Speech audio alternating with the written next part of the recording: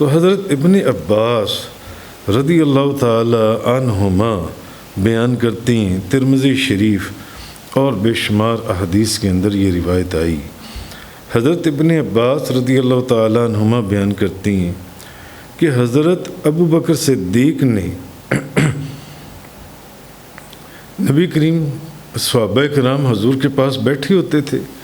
تو آپ پیچھے سینکڑوں احادیث سن آئے اور سمجھ آئیں کہ صحابہ کرام نبی کریم صلی اللہ علیہ وسلم کی بارگاہ میں سوال کیا کرتے تھے، اچھے مبارک خوبصورت امت کی تعلیم کے لیے سوالات ہوتے تھے۔ تو حضرت ابو بکر صدیق رضی اللہ تعالی عنہ نے بے شمار کتابوں کی یہ حدیث ہے، صحیح ستہ میں سے ترمذی شریف کے اندر آئی ہے۔ تو حضرت ابو بکر صدیق نے یعنی ایک دن نبی کریم صلی اللہ علیہ وسلم کی بارگاہ میں عرض کیا، حضرت ابو بکر صدیق اللہ کے رسول کو فرمانے لگے، یا رسول اللہ آپ بوڑھے ہو گئے ہیں، یا رسول اللہ آپ بوڑھے ہو گئے ہیں۔ تو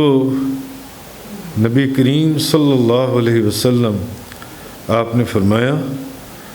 مجھے سورہ ہود جس کا آپ ذکر ہم شروع کرنے جا رہے ہیں، مجھے سورہ ہود، سورۃ الواقعہ اور سورۃ المرسلات اور عما یتساءلون سورۃ النبا اور اذا الشمس کورت سورۃ التکویر، مجھے ان صورتوں نے بوڑھا کر دیا، جس میں نبی کریم صلی اللہ علیہ وسلم نے سب سے پہلے سورہ ہود کا نام لیا۔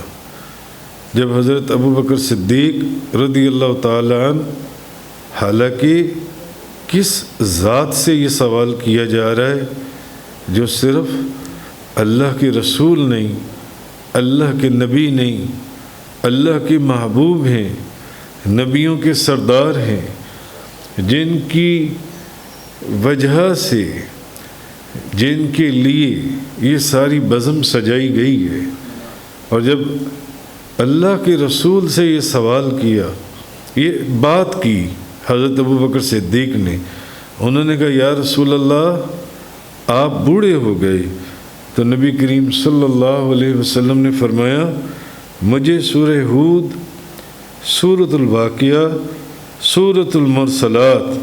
سورۃ النبا، عما یتساءلون وَإِذَا الشَّمْسُ كُوِّرَتْ سورۃ تکویر نے مجھے بوڑھا کر دیا، مجھے ان صورتوں نے بوڑھا کر دیا۔ تو اللہ کے غضب کا ذکر سورہ یونس کے اندر بھی گزرا،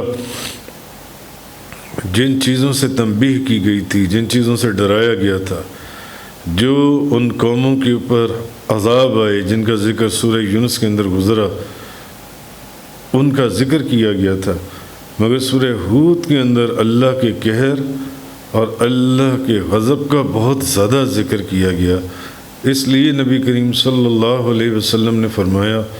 کہ مجھے اس صورت نے بوڑھا کر دیا۔